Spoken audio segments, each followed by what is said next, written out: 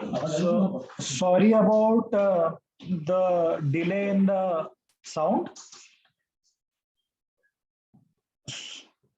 So we have two very important speakers today, Dr. Shizuka Hashimoto and Dr. Rajarshi Dasgupta with us, who have been working on mangroves for a very long time.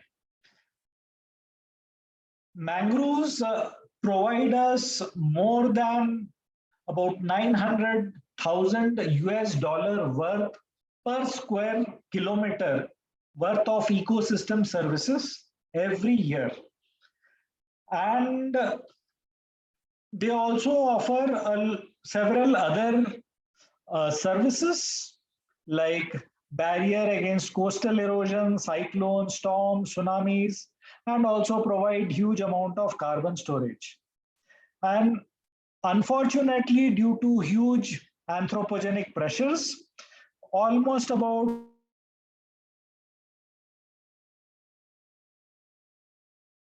UNESCO is actively supporting the conservation of mangroves, specifically in the designated World Heritage Sites, while advancing sustainable development of their local community. We at the World Natural Heritage Center for Management and Training in the Natural World Heritage Sites from Wildlife Institute of India and the Institute of Global Environmental Strategies, IGES Japan, and University of Tokyo are organizing this particular webinar today. Before we start off the webinar, I would introduce Dr. Shizuka Hashimoto. He is an associate professor at Department of Ecosystem Studies, Graduate School of Agricultural and Life Sciences, the University of Tokyo, and has more than 10 years of experience in ecosystem services evaluation and scenario analysis. He is a member of the Intergovernmental Science Policy Platform on Biodiversity and Ecosystem Services, commonly known as IGES, and has also been a lead author of it. He is also a part of the IPCC and IGES co-sponsored workshop report as a scientific steering committee member. Since 2018, he has served as a multidisciplinary expert panel member of IGES and co-chair of the task force on scenario and models. With this, I welcome Professor Hashimoto and request him to proceed with his talks. Professor Hashimoto. Thank you very much. Can you hear me? You are not audible. Oh, really? sorry. Sorry. Yeah, no. It's not audible? You can hear me? Yes. Okay, then it's not problem of my side, I suppose. Sorry, the person I can hope they can hear. Please raise your hand if you can hear me. No, I'm talking to the participants here. Okay, yeah, I can see hand raised, so I think that there is no sound problem. Thank you very much. So let me start my presentation, and thank you very much for the very kind introduction. I'm Shizuka Hashimoto, working for the University of Tokyo as an associate professor, and taking this opportunity, I'm going to explain or introduce part of our project. We started the scenario analysis effort for the mangrove ecosystem services since 2018, getting funded from APN, the Asia Pacific Network for Global Change Research. And this presentation is out of our project effort. And I'm talking particularly about ecosystem services of the island of Ishigaki, Japan, the condition of mangrove forest of Ishigaki is quite different from other case study area, but you will see through my presentation. So let me start with the background of this presentation. As already mentioned by the convener of this webinar, there is an increasing attention to the role of nature-based solutions to tackle climate change and other natural hazards. And people are paying special attention to the role of mangrove ecosystem services for the survival in the fragile coastal environment. So the loss of mangrove had led to some great consequences in the recent past, such as higher mortality during natural disasters, forest erosion, loss of fish and carbon storage.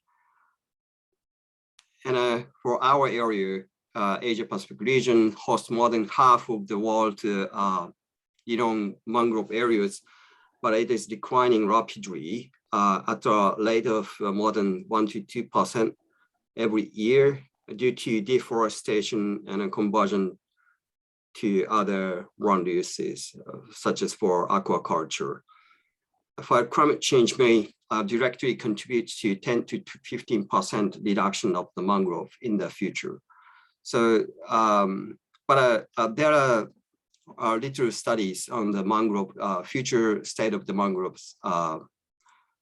So during the IGES regional assessment of Asia Pacific region, Dr. Dasgupta and I were tasked to conduct a systematic literature review of the scenario analysis of the ecosystem services across Asia Pacific regions. And we found that compared to other regions like Europe and US, there are not many scenario analyses that shed light on the mangrove ecosystem services and their contributions to coastal communities.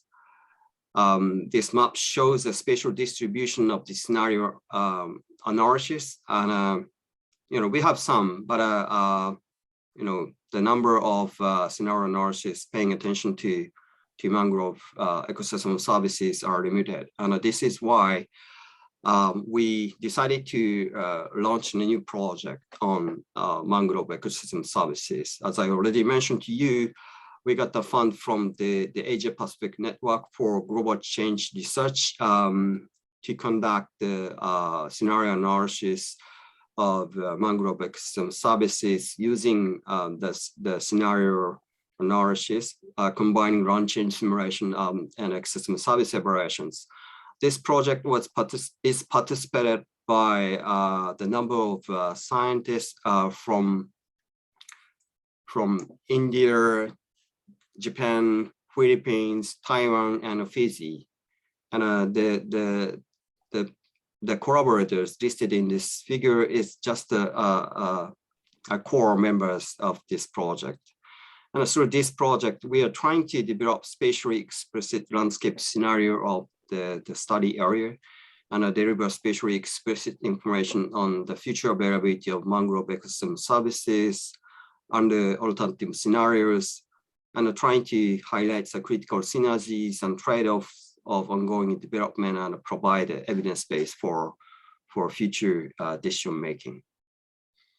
So this figure shows you the spatial distribution of the study area. We have 2 case study areas from India, 1 from Japan, 1 from Taiwan, and Philippines and Fiji.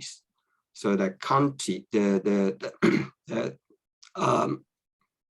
situation of each case study area differ dramatically. This table shows you a rough idea of the direct drivers of mangrove decline for each of our study areas. For Ishigaki Island of Japan, the major direct drivers of changes is land use change or associated agricultural productions, while other regions have multiple direct drivers that contributes to the decline of mangrove ecosystems, like land use change and direct extraction of timbers, fish, and climate change, And the pollutions also matters for some of the study areas.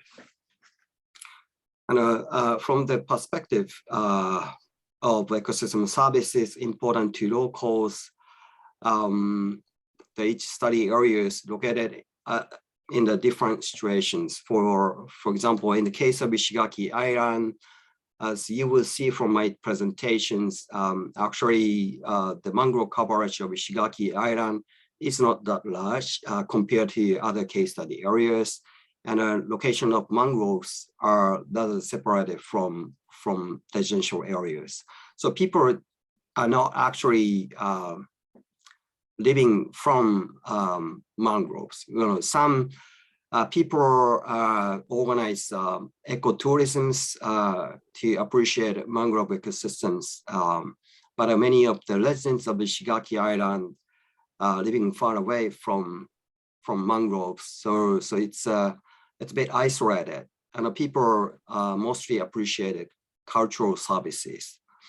The situation is this: the case of Taiwan, Tamsi mangroves is in a similar situations.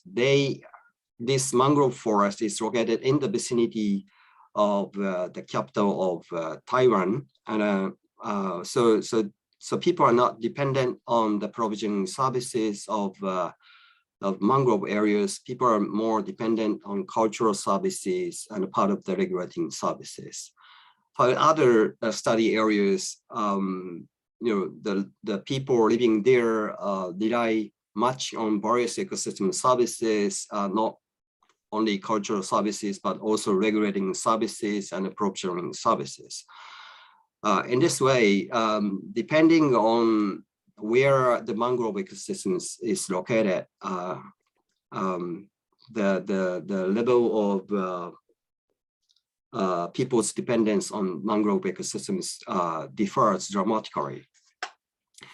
So, so maybe the case of Ishigaki Island is not an ideal example showing the multiple ecosystem services arising from the mangroves, but this is just one example, and it will be also interesting for you to understand the large differences between the mangrove forest in India and Japan. So let me introduce the location of Ishigaki Island. Ishigaki, well, actually this is a city with a population of close to 50,000. And the population is still gradually increasing, although at the national level, Japan entered a declining trend of the populations. There's actually Ishigaki is located. It's very close to Taiwan, and it's very far away from mainland of Japan.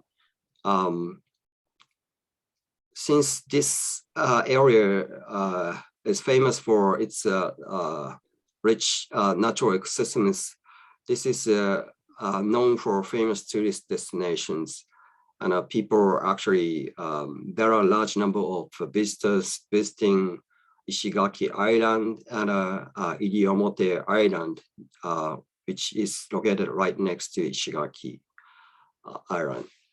And the map here shows you the roundest composition of Ishigaki Island, and with a special distribution of the mangroves. And well, as you can see from this roundest map, populations are concentrated in the southern part of island. This is the city center. While the northern part of island is largely covered by forest and other natural land uses. And other areas in between forest and residential areas are covered by paddy and cropland. So in terms of the mangrove coverage, actually, as I already mentioned to you, the mangrove coverage is not that large. To be honest with you, there are three, known mangrove forests in Ishigaki. One is Nagura Amparo. This is registered as Ramsar wetland, one of the Ramsar wetland. And still we have two little bit smaller mangrove coverage in Fukido River and Miura River. And this map shows you the spatial distribution of mangrove forest and the population density map. So you can see, mangrove forests are rather located, isolated from the place where people are living. The next map shows you the land use zoning for residential development. This dark pink area, which is called use zone, is allowed to facilitate the urban development. For the green areas, agricultural activities are promoted. So national government mainly focusing on their subsidies to support agricultural activities of the farmland located in these green areas. For the other area, the northern area of Ishigaki Island is covered by forest reserve, natural park areas, and wildlife protection areas. So there is some, land sparing type land use patterns can be observed in these areas, while southern part of island is used for residential areas, while the northern part is set for conservations. And the mangrove forests are scattered across the island, like here, one is in Nagura Ampao, and one in Miura River, and the one in Fukido River. So the mangrove forest in Nagura Ampao and Fukido River is much covered by wildlife protection areas and a natural park and other protected areas. While mangrove forest along this Miura River is not strictly conserved by the existing protected area policies.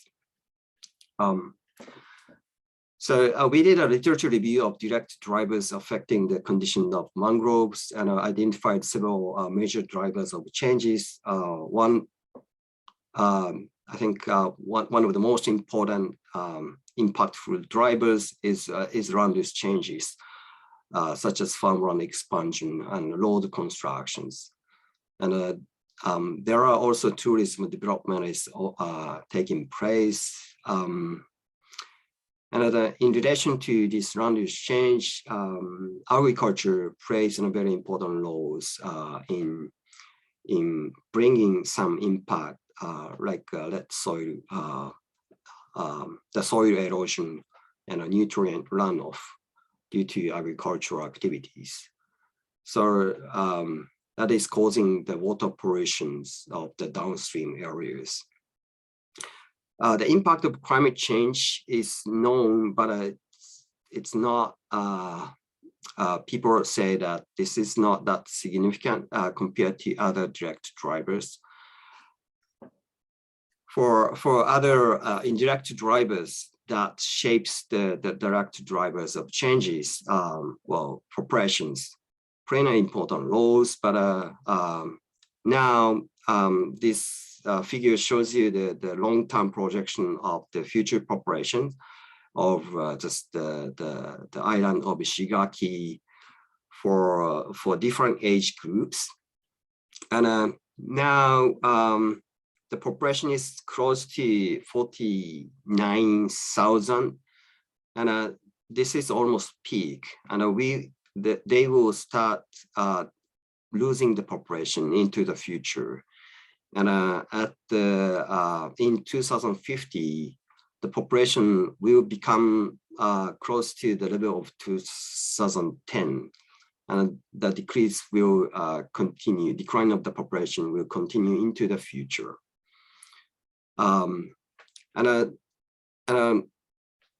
But the share of the populations will become different because of the aging. This is quite different from the situation in India and other countries. Japan is faced with a severe issue of the population decline and a rapid aging. This is imposing a lot of challenges for the land management, and the situation is also true for Ishigaki Island. Actually, agricultural population has been decreasing gradually, causing land abandonment. So based on this long-term projection of the population, we hypothesize that population decline will result in cropland contractions, but with different trend. So for the scenario analysis, we set two assumptions. One is the level of cropland contractions. So either larger or smaller contractions from the current level. And the other assumptions is a preference of land conversion from cropland. Since the cropland construction will be expected, we also have to think about the direction of those cropland, to which land use type those cropland will be converted. One is the nature conservation's directions. So large cropland areas which will become abundant will be converted to the forest, or the expansion of the grassland. This is where, although the cropland will be decreased into the future, farmers will change their livelihood to livestock industry. This is another direction of the land use conversions. So combining these two uncertainty axes, we created 4 distinct future scenarios for Ishigaki Island, and trying to understand how those the future land use patterns will could affect the small patches of the mangroves. Then actually, these 4 maps shows the result of the land use simulations. We use land change modeler to do the future projection of the land use change for Ishigaki Island up to 2050. Then we use those land use projections as input data for ecosystem service evaluations.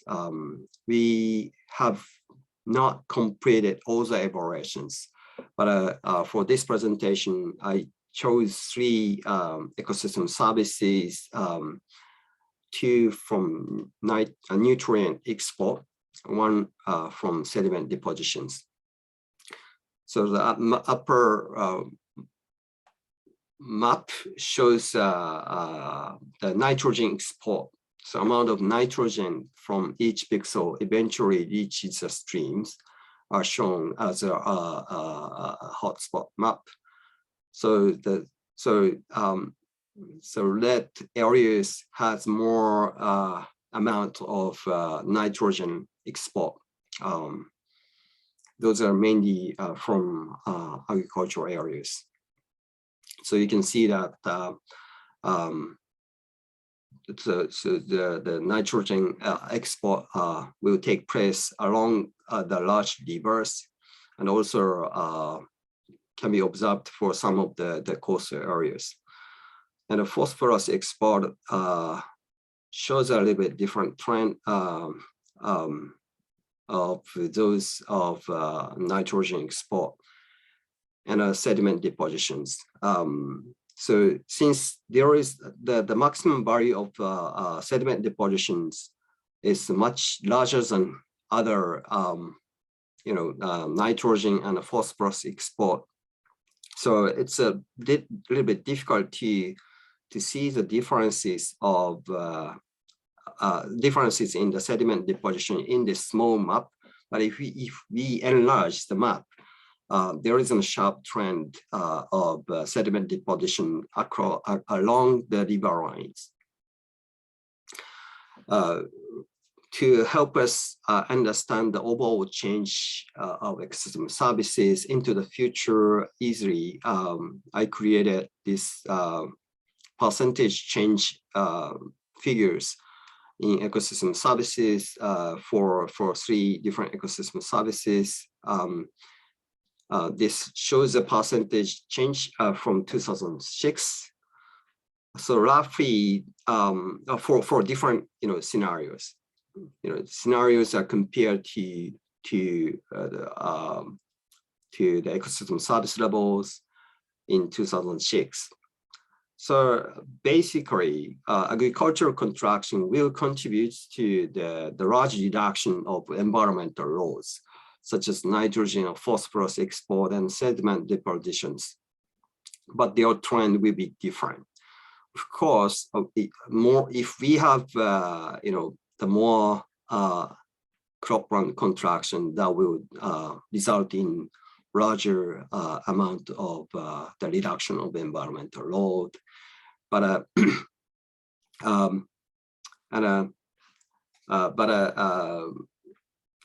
at this moment, we didn't observe large differences between the direction of the conversion, land conversions. So either the cropland is converted to grassland or forest land, doesn't shows large differences. The amount of the cropland contractions plays more important roles for the reduction of the environmental loads that could impact on the mangrove ecosystems. I'm going to give you a bit different angle of the analysis for the cultural ecosystem services. This map shows key trends in key variables on population, tourism, agriculture, and nature conservation in the past 2 decades for Ishigaki Island. As you can see, populations and agricultural activities and nature reserves doesn't change a lot. So this figure is set to 2010 level as 100%. But 2 indicators for tourism number estimate and tourism income estimate increase a lot in the past 10 years. This is in large part due to the renovation of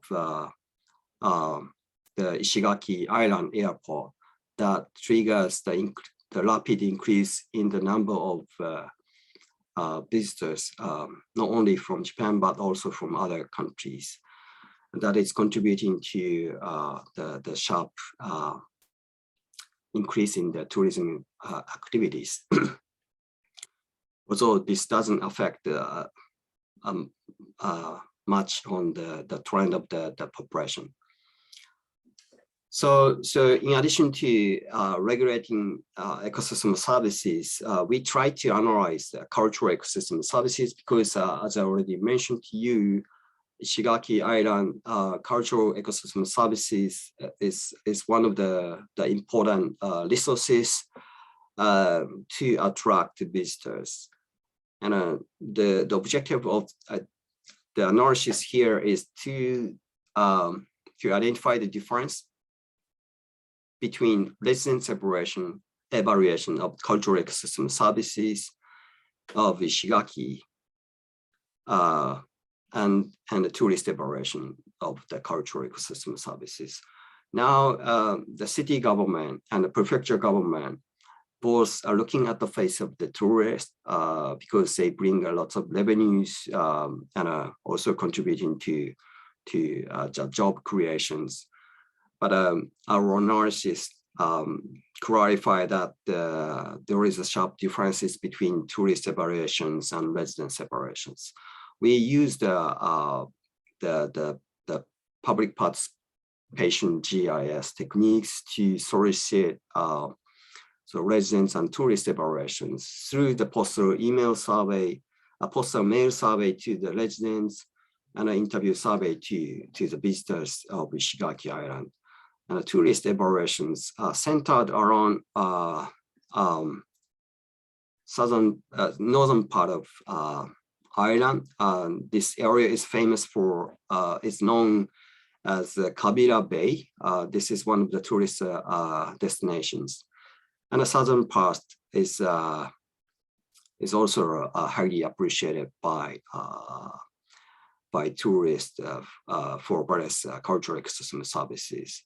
So evaluation by tourists on the island cultural ecosystem services shows rather simple spatial patterns. For residence evaluations looked quite different from tourist evaluation of the cultural ecosystem services. And since the residents have much more knowledge about the island, they place the different value for different places of Ishigaki Island, including the mangrove forest. And we also did a further analysis of how those cultural ecosystem services are associated with land uses, how they differ between residents and a tourist. And we clarify that, well, sea are often playing a very important roles for the provision of cultural ecosystem services like recreation and aesthetic services. But this is common for residents and tourists, but forests play on different roles. For residents, this is much associated with education and therapeutic services, but such trend was not observed for tourists. And tourists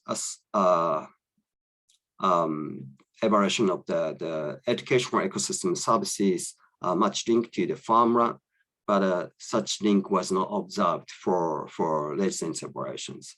So there is a clear difference between tourism preference and residents preference, and the issue is which preference is prioritized for policy making. That is actually one of the critical issue of the land management of Ishigaki currently. There is always a debate about the location of the tourism development, and this is much associated with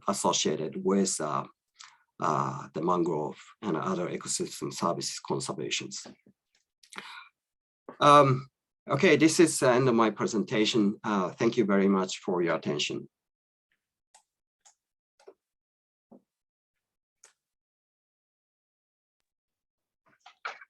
Arigato gozaimasu, Hashimoto-san. Thank you very much.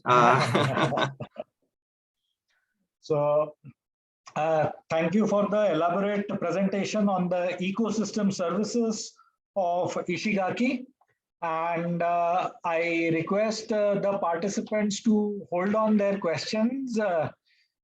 You can type in your questions in the chat box or also personally ask. We will finish off with the next presentation of Dr. Rajarshi and then get into the question answer session. So a brief introduction on Dr. Rajarshi Dasgupta. He is presently working as a senior policy researcher in the Institute for Global Environmental Strategies, IGES, Japan. And earlier he was employed as a postdoctoral fellow in University of Tokyo.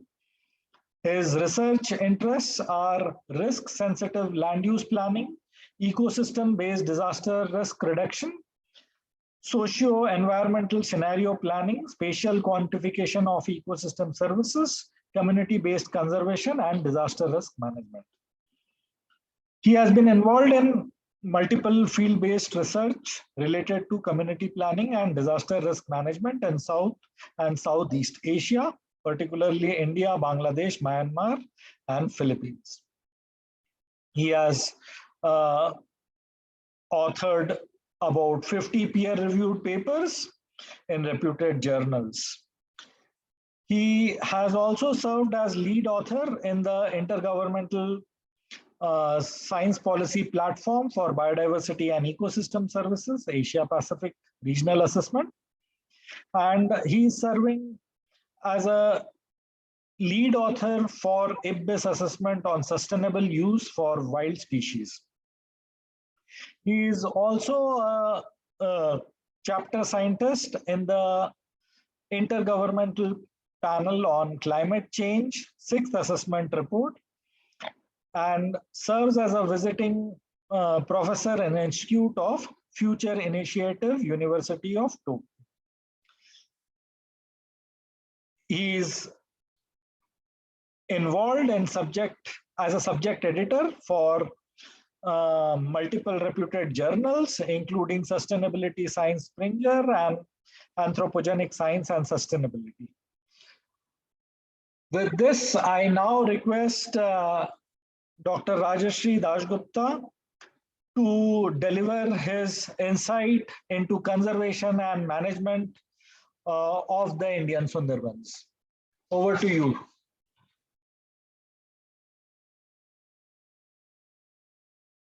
Dr. Dasgupta. Yeah.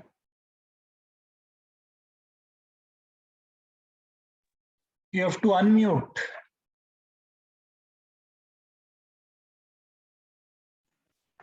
Can you hear me now? Yes. Yeah, sorry.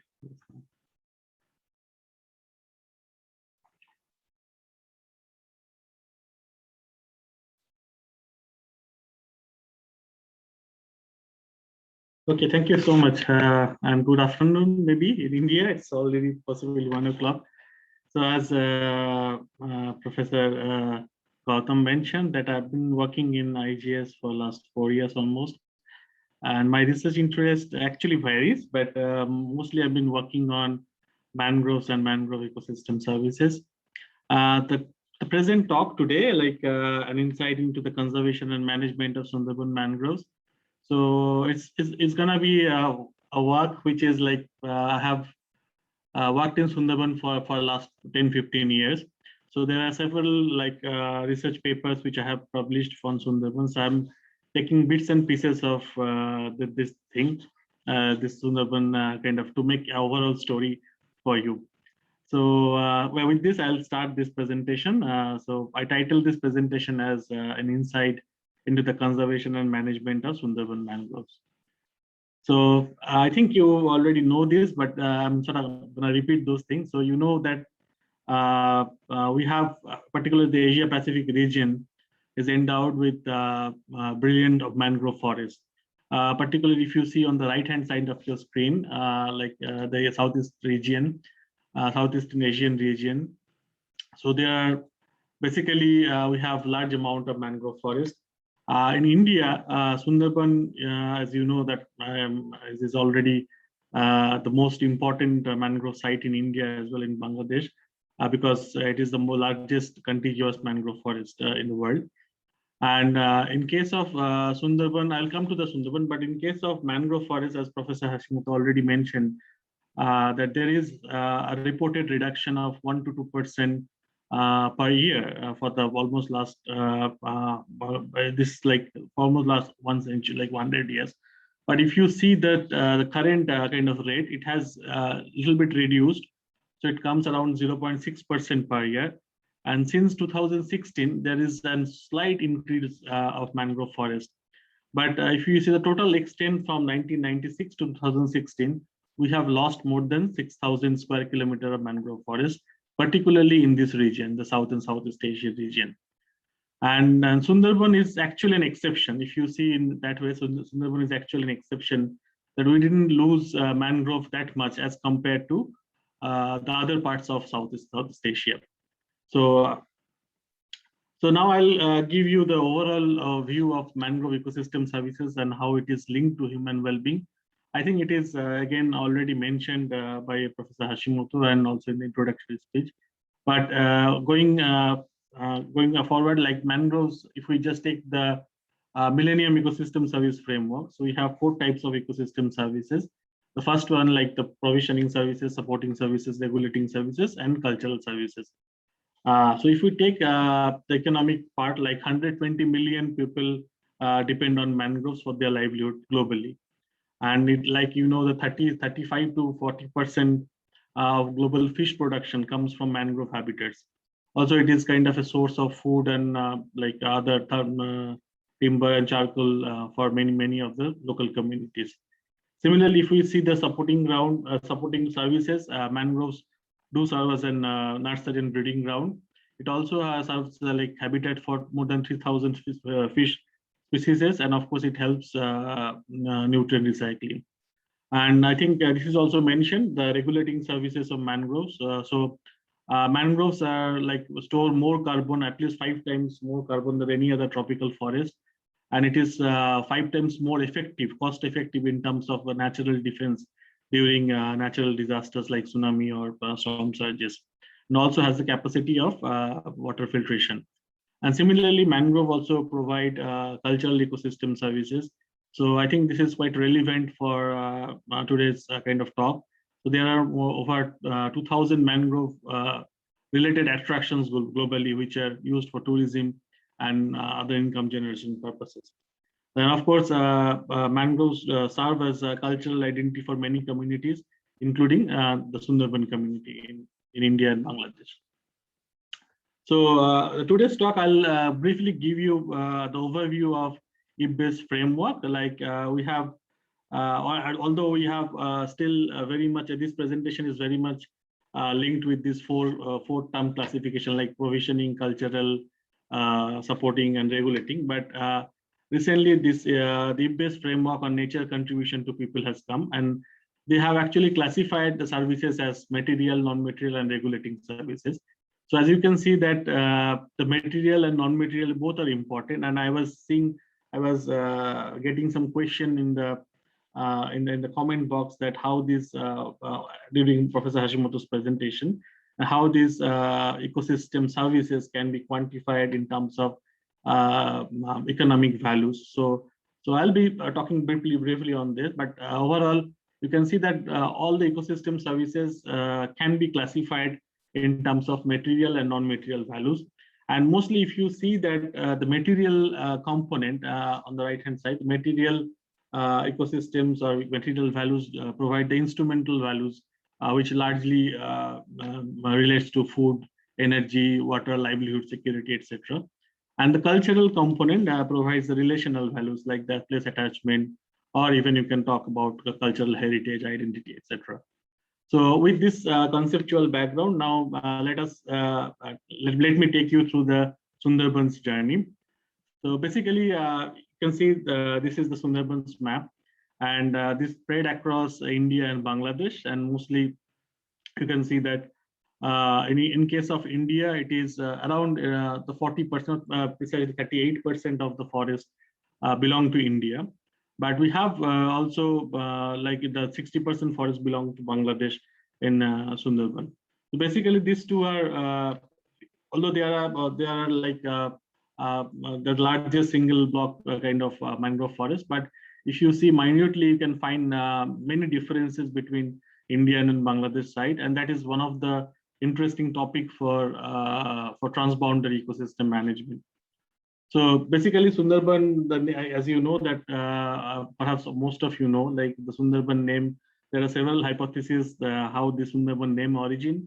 So one is, of course, the Sundari tree over there. So many people say that the name comes from that tree, Sundari. But at the same time, there are other nomenclatures. For example, Some also say like it turns out the Sundarban or the beautiful forest. Even there is another hypothesis that say like no, it comes from Samudraban. Samudraban is actually the sea forest. So whatever it is, you can understand that the name actually represents the mangrove forest. And of course, Sundarban is also famous to the rest of the world because of the Panthera tiger, so the tiger, the only tiger which lives in the saline water environment, anywhere the world. So anyway, so this is sort of the landscape history of Sundarban. So I'll not take much time, but it's something interesting about Sundarban is like the earliest evidence what we find from the habitation, for habitation within Sundarban region. It comes from the 8th century. It's pretty old, where it is mostly a sporadic settlement inside the mangrove forest. And many people say like they are possibly not, they're a formal settlement, more an informal settlement. But then there is a long period gap of around 400 years where Sundarban, there was no sort of human habitation in that particular area. The reason being like there are hypotheses of kind of theory of, there is a theory of depopulation in Sundarban region, primarily due to an earthquake and changes of river courses. So there was like around two centuries, so there was no population over there. The formal history of Sundarban possibly starts from 1771, when British administrator by the name Russell, so he decided to bring people to sort of deforest that area and start cultivating for those areas. And that's the more known history of Sundarban. And as you can see that it started gradually sort of deforesting from the rivers, like from the Bhagirathi side, on the Calcutta side. So one interesting thing is like if you see the old maps, you can find that the Sundarban stretch was possibly around 30-40 kilometers from Calcutta, where it is now almost 100 kilometers from Calcutta. Anyway, so this maps actually shows you the gradual deforestation of Sundarban over the span of history. And if you see the known documented extent of Sundarban was in the Indian side of Sundarban, of course, where at some point of time it was 6,000 square kilometer, and it reduced to 5,000 square kilometer around 1870s, 1873. So there is one documented information, and then it sort of continues to reduce until there was formal British laws that prevented kind of further reclamation of mangroves. So if you see that there's some interesting evidence of mangroves, the importance of mangroves in preventing natural hazards. For example, many of you know possibly the name of Lord Canning, and there is a township called Canning in the Sundarban region. And this used to be a port actually, and it used to be a port Canning. It was developed by the British governor, and there was a person called Henry Piddington. I think those who are into the disaster field, they know about this person. He was a person who gave the name cyclone, as like all the North Indian Ocean tropical storms. He was the person who sort of named it as a cyclone. So he wrote an open letter to the Governor General that time, asking him to not to build a port over there because of the chance of disasters and the risk of deforesting mangroves. But of course, like most of the time, what happens, like government, when they have a plan, they put down his advice, and it took only 5 years. That port was abandoned due to natural disasters. So this is kind of the strong history of Sundarbans. And now if we see that the major conservation effort after independence, I think you already know all this, but mostly it started with the Sundarban Tiger Reserve in 1973, and it continued to different wildlife sanctuary and national park, etc. Only in the recent time, except in the late 90s or in I think precisely in 1993, what happened is like the government with all this arrangement struggled with all these protected areas, but still struggled to safeguard the mangroves from the local people. There are, of course, there are many geopolitical scenarios over there, like the partition of India and the separation of India and Bangladesh, and there are a lot of refugees coming into the Sundarban region. And those who belong to that region, perhaps aware of the Morit Jhapi massacres and all this. I think one of the most documented historical evidence of people encroaching protected areas and government trying to use force to remove them. So these are all the history contributes to the Sundarban's kind of conservation of mangroves. So in the 1993, the first time in the history of Sundarban where the government wanted to implement the joint forest management mechanism over there. So I'll be talking mostly on a study on the joint forest management. So on the right hand side, you can see that since since 1987, the Forest Survey of India, they sort of assess the Sundarban mangroves on regular intervals, or like 2 years interval. And you can see more or less stabilized, it sort of stabilized at 2000 square kilometer, 2100 square kilometer. Of course, in the recent years, you will find that the report says like since 2017 and 2019, it says that around 2% mangrove in Sundarban have declined. But of course, as far the quantitative evidence we have from remote sensing, it is true. But there are many issues in many kind of accounting methodology that contributes to that much of fluctuation. So overall, we can say that the government has been pretty effective in terms of protecting the mangroves, unlike many other regions, like the closest is the Irrawaddy Delta or even the Bangladesh counterpart. So, but at the same time, it is not known that, or in fact, there are studies going on which sort of trying to understand the phenotypic changes within the forest. So there are changes, but possibly the overall extent, it's still sort of remains the same. And as you can, as possibly you know, again, there are two forest agencies, and this is quite interesting. So there's one central, the federal agency, which is the Sundarban Tiger Reserve, and another is the local, like the provincial government agencies. So both are responsible of management of the Sundarban mangroves. So that gives some sort of conflict or some sort of the overlapping of interests. So I'll be discussing a little bit of those things. So, and what would be the Sundarban of future? So, as Professor Hashimoto already mentioned, that we did some scenario studies for Sundarban 2, trying to understand the future, like for the future land uses and how things will change. So here also we adopted a two-axis method, and this two-axis method actually takes into two major local drivers. One is the intensity of conservation. So, for example, we consider the reactive conservation, which is more or less the current scenario where government it's more a penalty basis conservation. Like when somebody violates the forest rules, they just penalize them. And then we have something called the proactive conservation. And as you probably aware, the Sundarban region still suffers, although it has much improved over the last decade, but still suffers kind of exclusion from the mainland because of its kind of river and island nature, and very difficult to communicate, difficult to kind of reach to this end of the habitat islands because of the nature of the topography.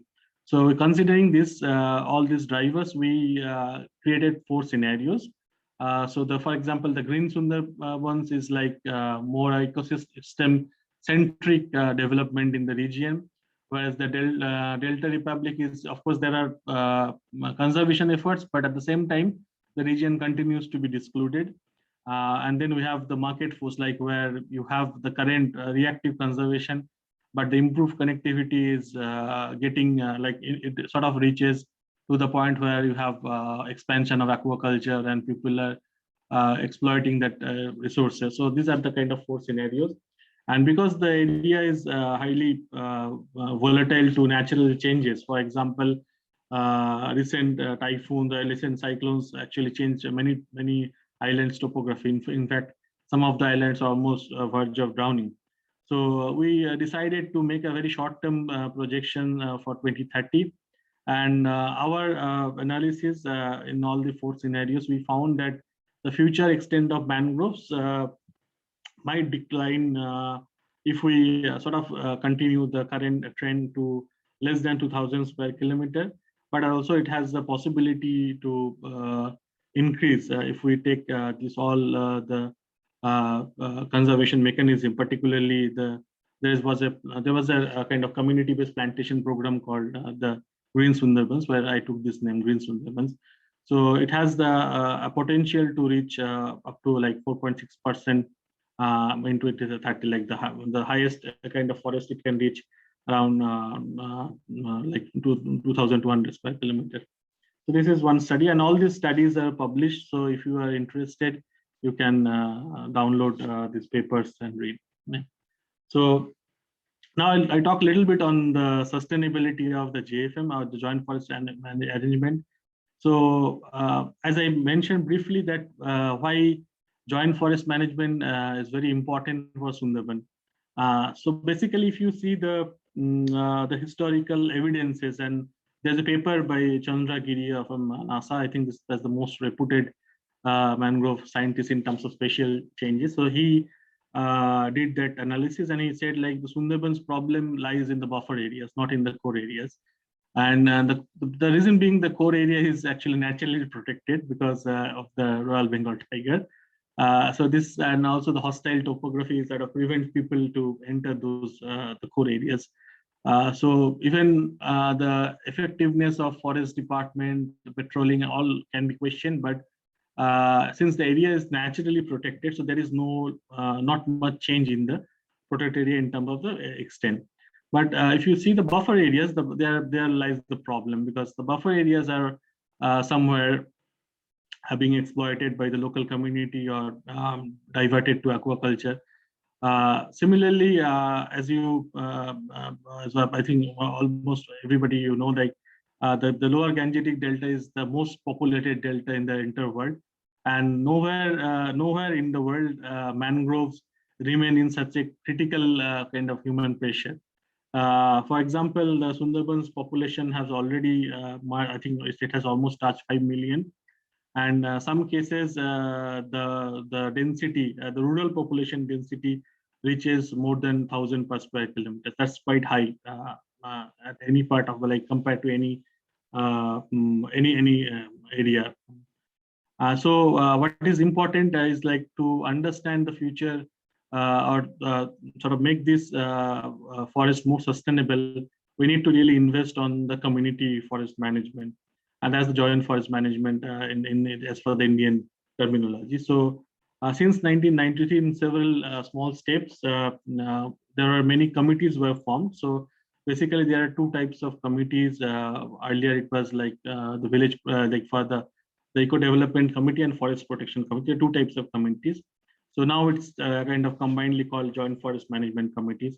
So there are around 64 types of community-based kind of this Joint Forest Management Committee in the region. So in the map, you can see the protected areas, wildlife sanctuary, and the red dots are the Eco Development Committees, actually supported by the Sundarban Tiger Reserve. That's a federal government agency, and these green dots are the Forest Protection Committees. So they are responsible for managing around 632 square kilometer of mangrove forest in Sundarban, and the member size is more than 35,000 members who are deriving some sort of benefits from this arrangement.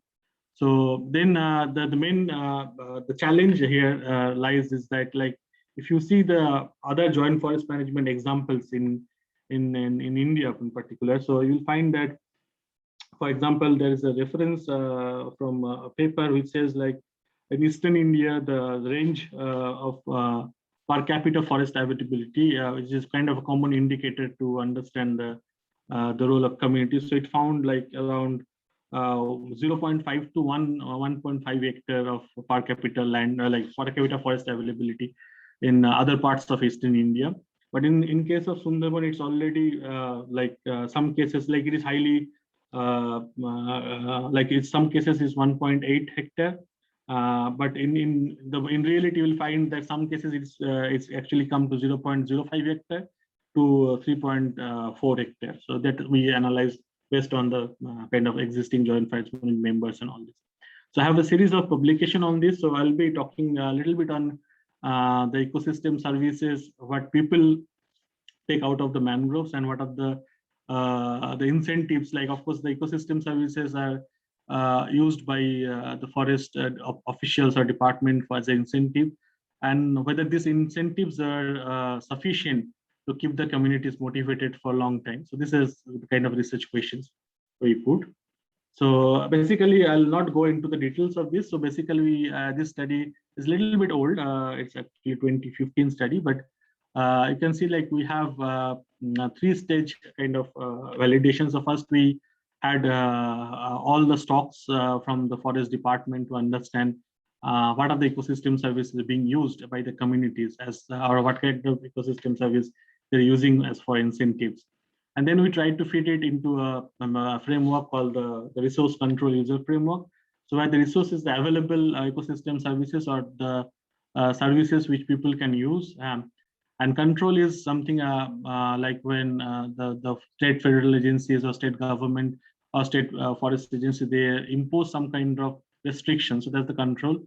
And last is the user, like the number of users, whether they are satisfied with this ecosystem incentives or not. So this is like, I'm not going into the figures and all this. So basically, if you see this chart, so these are mainly 5 stakeholders, or I will say not stakeholders, but interest groups within this 35,000 people who are using the JFMC. So basically, the main a bulk of the group are the agricultural like farmers or agricultural workers. And they don't have really a direct interest in this, like as the like incentives, they don't have a direct interest. But you can see like their monthly income, less than 10% comes from the JFMC. But the main interest group is perhaps in the like in the central, like the fishermen, the prawn seed collectors, the honey and wax collectors, and of course the individual involved in tourism. And where we found like the last 2 groups, like there are around 2,000 honey collectors or wax collectors within this group. So they are basically happy, but except a little bit of issues with the prices and marketing issues, because they cannot sell it to open market. They have to sell it to the like the local forest department or forest development corporation. At the same time, there are some issues with this the tour operators, their commissions and etc. So basically, we found these 2 groups are satisfied, but the central groups like fishermen and prawn seed collectors, so they actually have several friction of interest. Like the Sundarban, only 20 to 25% of the land area, like the water area, is open to fisheries. The rest is controlled by the forest department, where no people are allowed. So these kind of issues are there, and of course there are many political and technical issues over there. So I'm not going into details, but basically the essence is like the 2 groups are anti this arrangement. 2 groups are pro arrangement, whereas 1 group is more or less neutral. So then we did several joint workshops with them and tried to understand. So basically, these are the main agendas, like where in case of different stakeholders, many they have a particular agenda. But what we found, like there are still a little bit of avenues to improve the current management. Actually, there are many avenues to improve the current management. For example, so we found like, of course, in the recent years, some of the recommendations are really taking place. For example, the government is now more kind of trying to promote the non-timber forest products for marketing. There is a huge demand of Sundarban honey, for example. So in India, all the about 90% of natural honey comes from this region. So, but there has been very poor marketing in terms of the honey market. So there are some agencies and joint forest management committees there. You can see the picture on the right-hand side. So they are marketing this kind of, now even you can order online. So on a scientific front, what we found that the governments or the local forest department, they sort of taken an arbitrary approach to enforce the guidelines, because and I wrote it in one paper, somehow it finds this entire participatory management approach was retrofitted into the protected area management thing, because the government has an impression, or the local official has an impression that the community is always a violator. So they violate the forest laws, or they try to sort of cut down the trees. So even simple, for example, a fisherman who goes inside the forest, he is not allowed to carry any sort of weapon, even even a small sword or something, because they are always in an impression that if they are allowed with the sword, they will cut down the trees, something like that.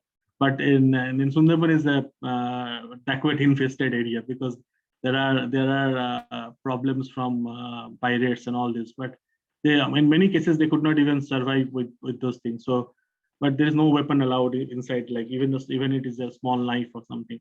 So there are issues, and the main thing is there are also opportunities to scientifically design the incentives.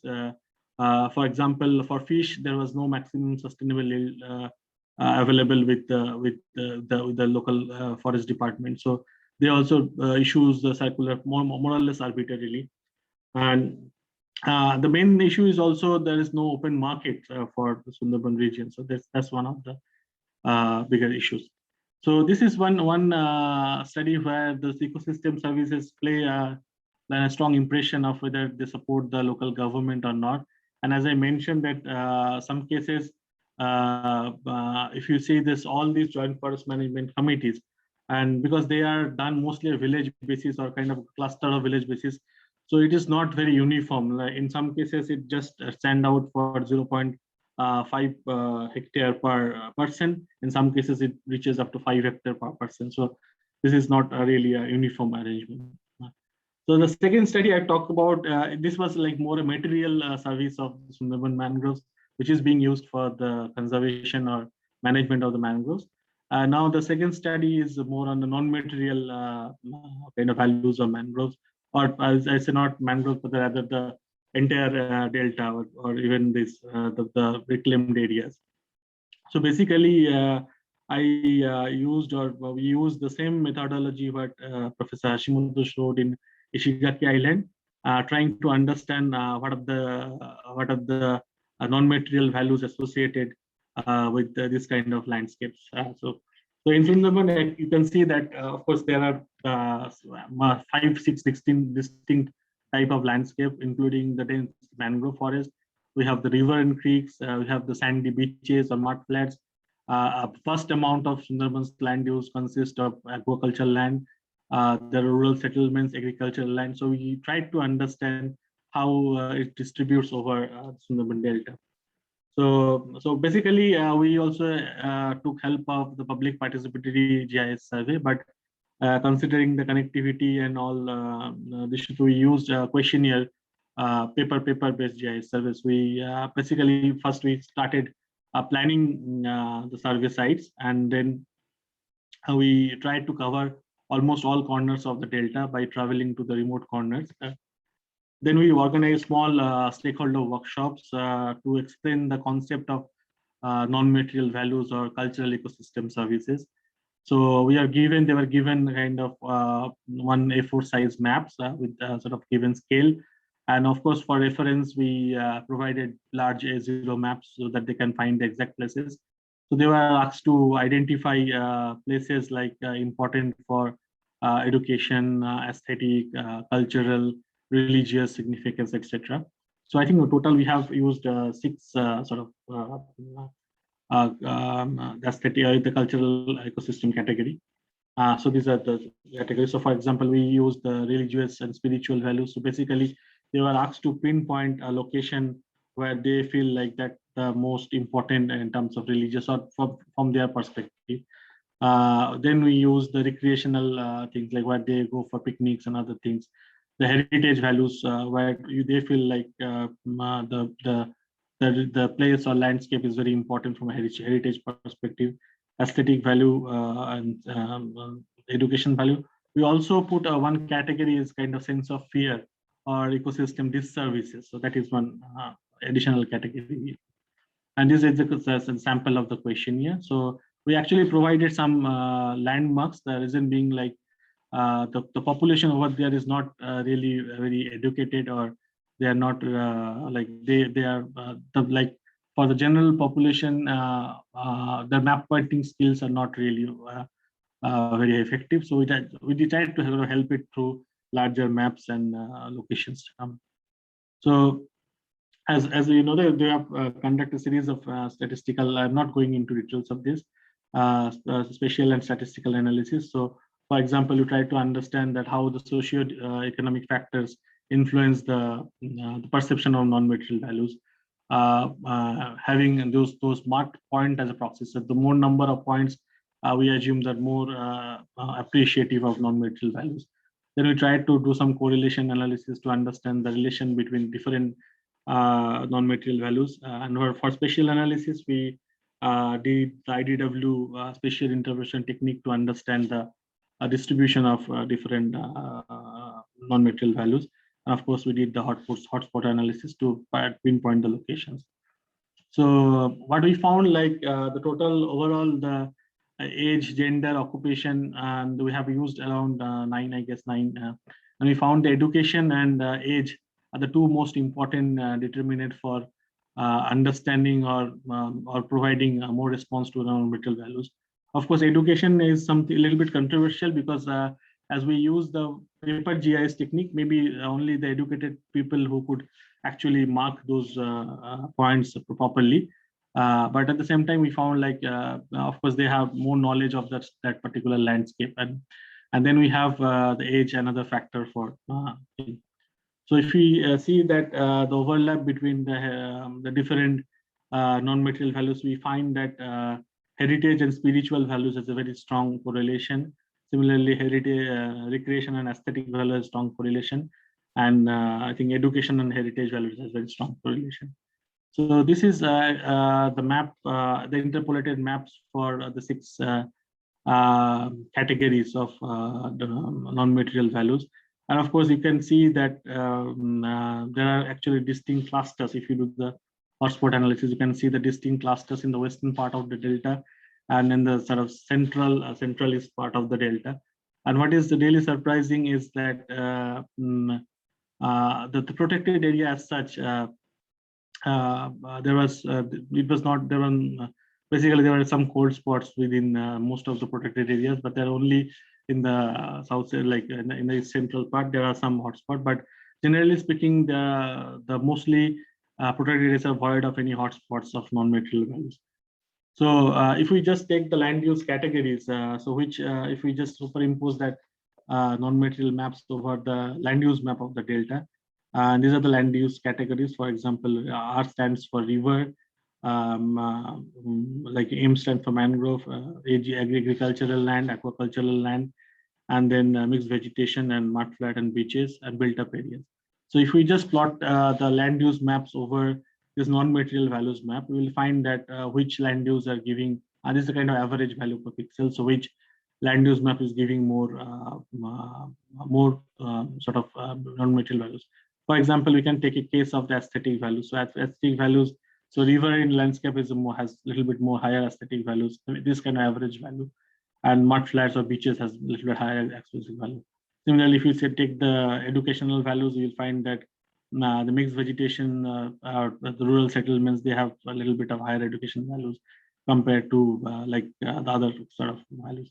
Similarly, if you just think of the negative or the disservices, so you will find that river areas has a little bit of higher values as compared to other landscape. So this just gives an idea like how people appreciate the landscape services over there.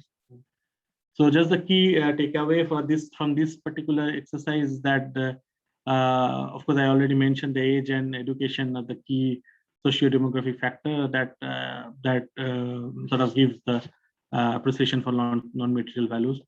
And we also find like the co-occurrence and co-delivery of non-material values, where particularly the significant overlap between the spiritual heritage value. This is because of the one characteristic site called Ganga Sagar, which is very, very famous in terms of both heritage as well as spiritual values. But one interesting thing is like the cold spot in and around protected areas. So I'll stop with that hypothesis. Like there is one paper which talks about the role of protected areas in culture delivery of cultural ecosystem services. So it says like, of course, the association with forest or natural resources with human, it requires a psychological space, and that space requires frequent interaction. So what we have possibly achieved is that we conserve the mangrove, but we possibly forgot the man.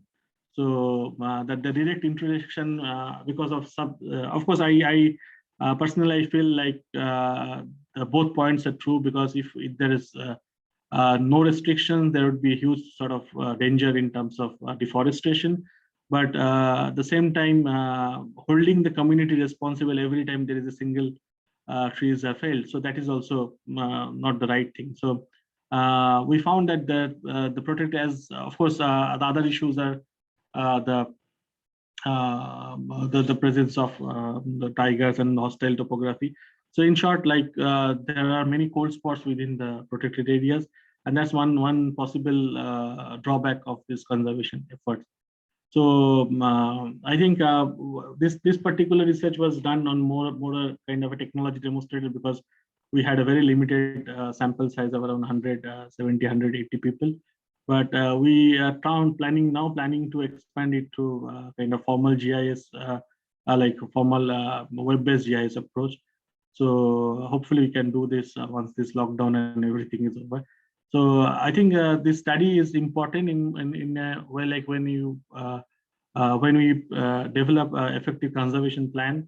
So it's important to account for both the material and non-material values. So I've tried to give you the overall glimpse of both material and non-material values and how it shapes the conservation of mangroves over the Sundarban Delta.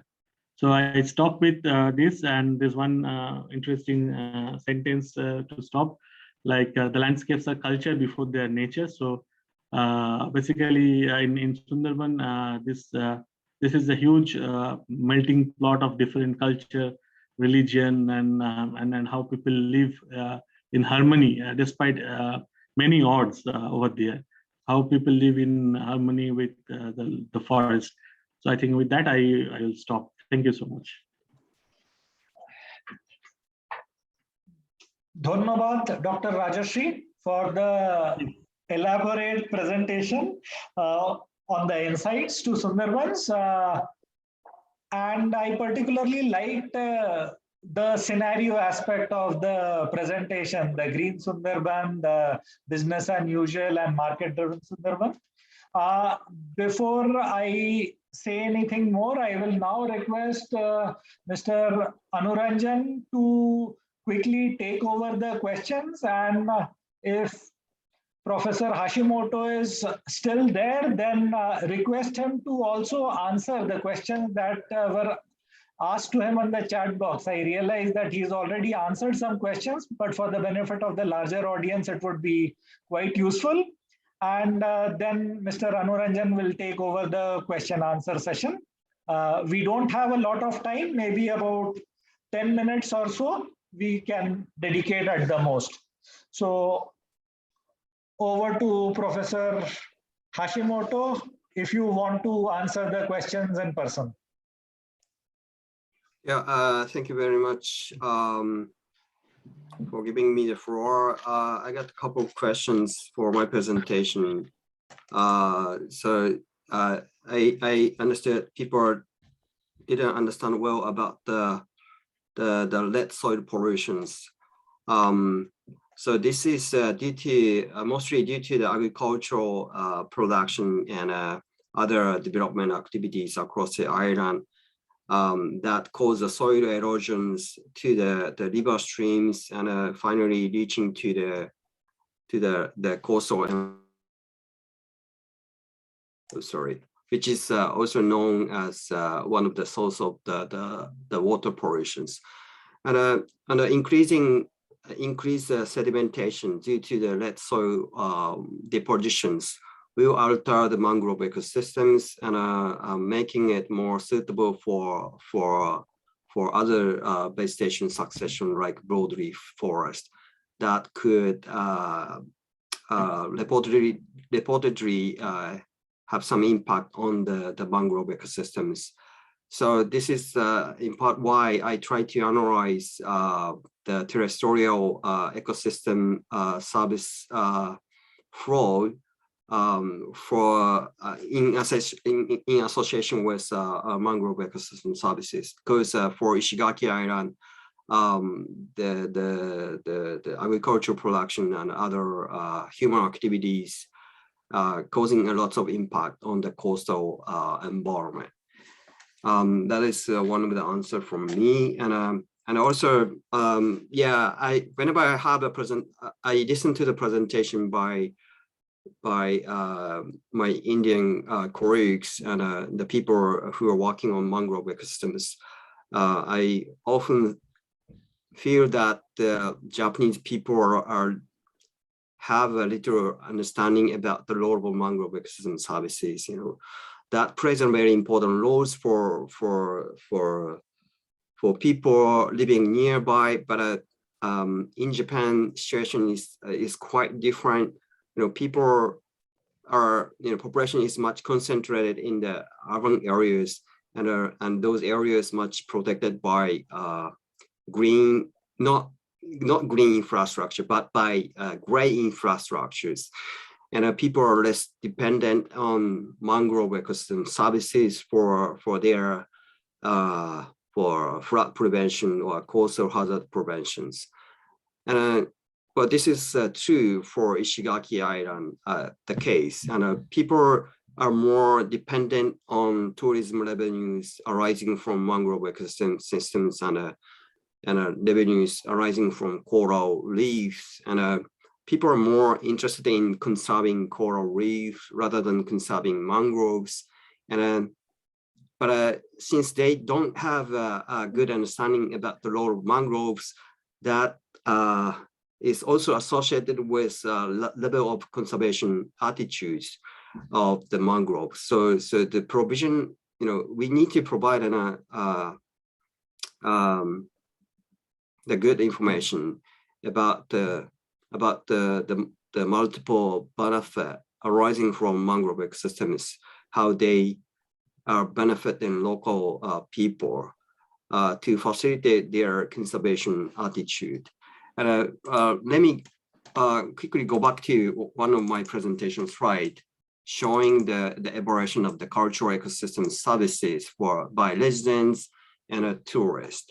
And a red circle roughly shows the location of the mangrove coverage. And you can see that even residents, they didn't give a high values from the perspective of the cultural services. Even they didn't give high values for the mangrove ecosystems. People give more,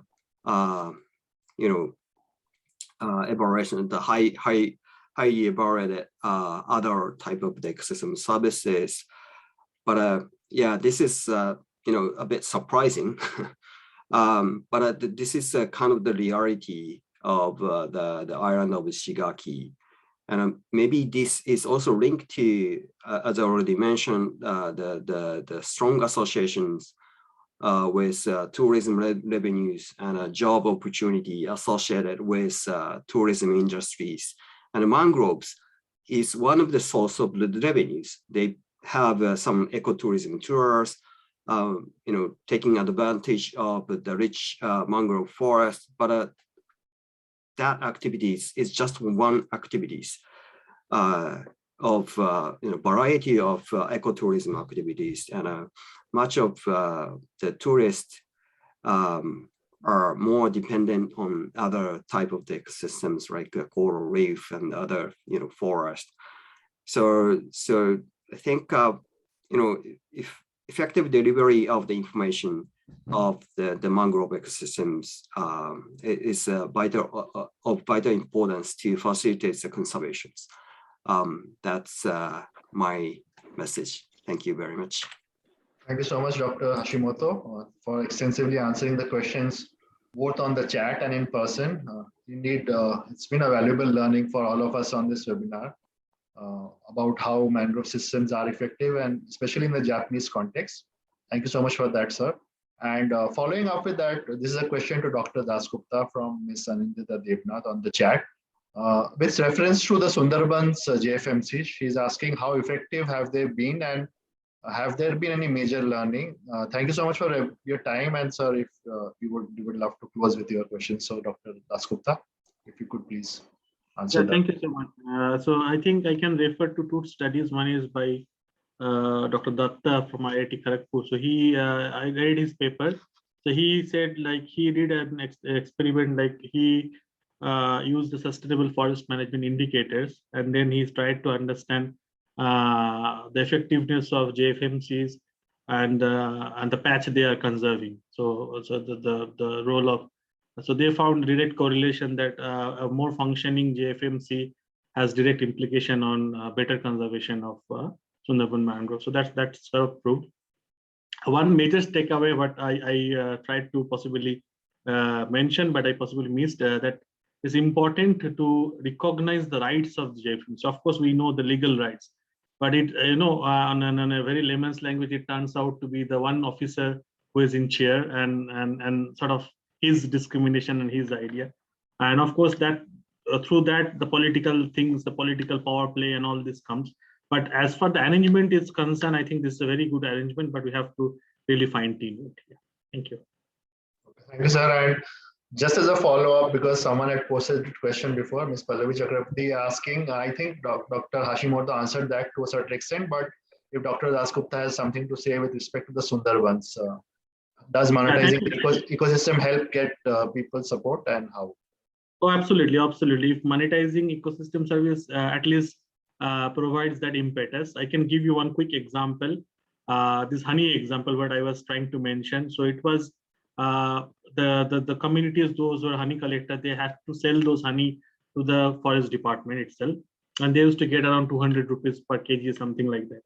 And now with this marketing things and of course the government initiative, they are trying to make it more reachable to all corners of the country. They are getting 400 rupees per 500 grams, something like that.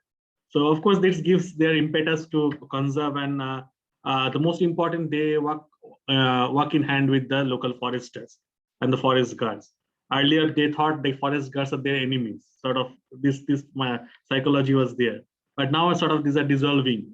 So what is important to recognize that monetizing do help, but at the same time, if too much of monetizing is again dangerous. Yeah. Okay, so thank you for that balanced opinion. Yes, I think balance is key, and thank you for your answer. With this, I would like to hand it over to my colleague, Dr. Kshitij Joshi, who will close this meeting out. Thank you so much, Dr. Hashimoto and Dr. Dasgupta.